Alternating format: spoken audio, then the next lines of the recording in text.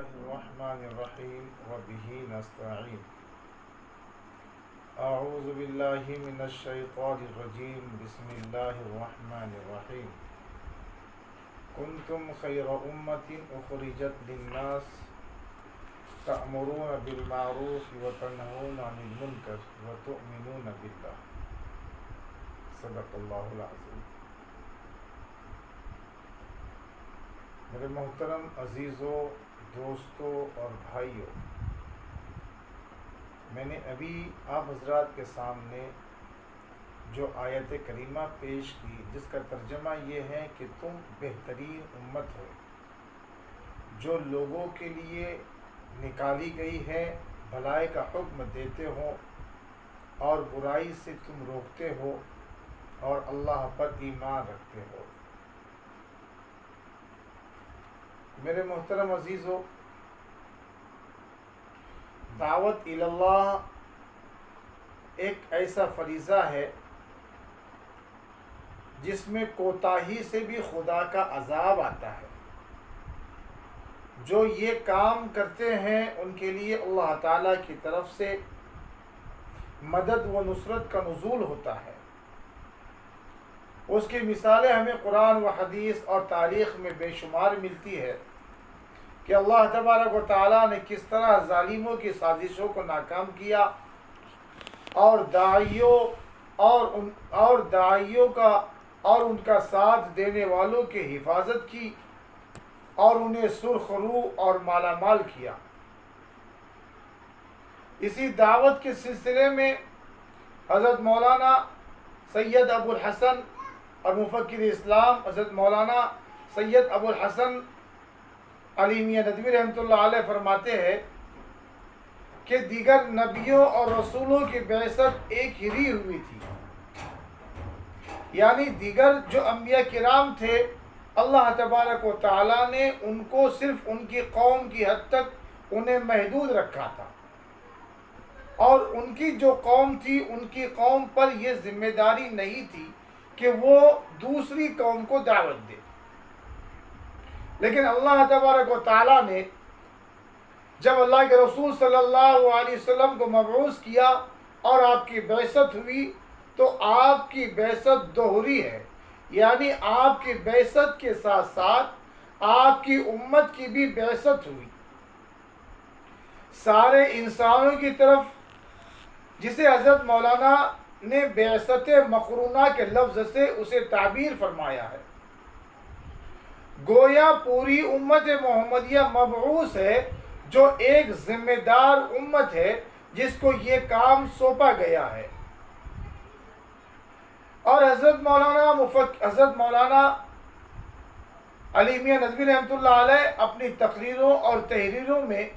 بار بار اس پر توجہ دلایا کرتے تھے کہ دعوت دونوں کی ہونی چاہیے،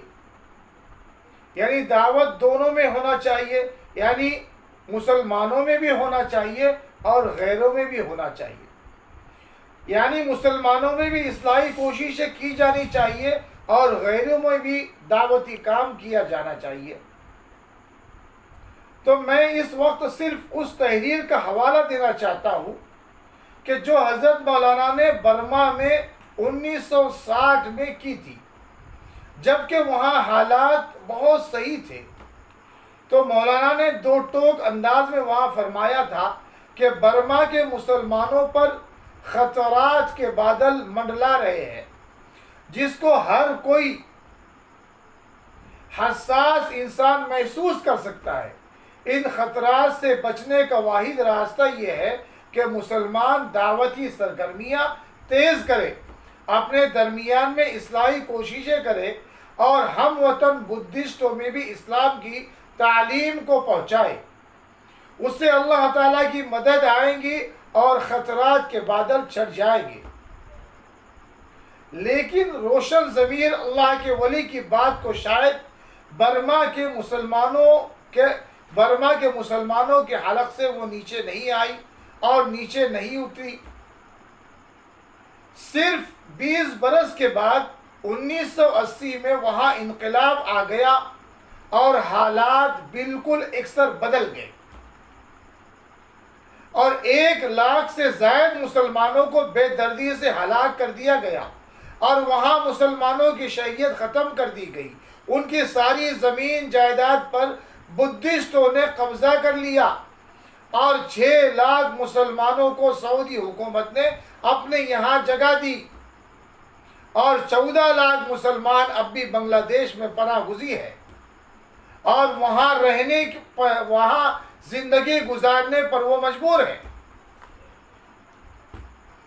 اور بقیہ 10,00,000 مسلمان پاکستان، ملیشیا، متحدہ عرب اور امارات اور ہندوستان اور تھائی لینڈ جیسے ملکوں میں پناہ گزین ہے۔ 30,00,000 سے زائد روہنگیا مسلمانوں کو اپنے وطن، گھر بار اور زمین جائیداد سے محروم کر کے در بدر کی ٹھوکریں کھانے پر انہوں نے مجبور کر دیا۔ ان کی نوجوان دوشیزاؤں کو میانمار کی فوجی نوجوانوں نے اپنے درمیان میں تقسیم کر لیے۔ 1980 سے 2017 تک راکھین کا پورا صوبہ مسلمانوں کے وجود سے خالی کر دیا گیا۔ حالات حاضرہ کے مد نظر آخری بات میں یہ کہوں گا کہ آج حالات کے اعتبار سے دعاؤں کا خاص اہتمام کیا جائے۔ اللہ کے رسول صلی اللہ علیہ وسلم نے فرمایا ہے کہ الدعاء سلاح المؤمن، یعنی دعا مومن کا ہتھیار ہے۔ خاص طور پر سورہ بقرہ کی آخری آیت ہے کہ جو ربنا لا تؤاخذنا سے لے کر القوم الکافرین تک ہر نماز کے بعد بھی اور خالی اوقات میں بھی بکثرت دعا کرنے سے ظالموں اور کافروں کی طاقت ٹوٹتی ہے۔ اگر عربی میں کوئی اگر نہ پڑھ سکے تو وہ اردو میں بھی اس طرح دعا کر سکتا ہے کہ اے اللہ ہماری تمام بھول چوک سے درگزر فرما، ہماری تمام خطاؤں کو معاف فرما، ہم پر ایسے بوجھ نہ ڈال جو ہم سے پہلی قوموں پر تو نے ڈالا تھا، اور ہم پر ایسی مصیبتیں نہ ڈال جس کو ہم برداشت نہیں کر سکتے۔ اے اللہ کافروں اور ظالموں کے مقابلے میں ہماری مدد فرما، آمین۔ اللہ تبارک و تعالیٰ جو کہا گیا اور سنا گیا اس پر ہم سب کو عمل کرنے کی توفیق نصیب فرمائے۔ وما علینا الا البلاغ۔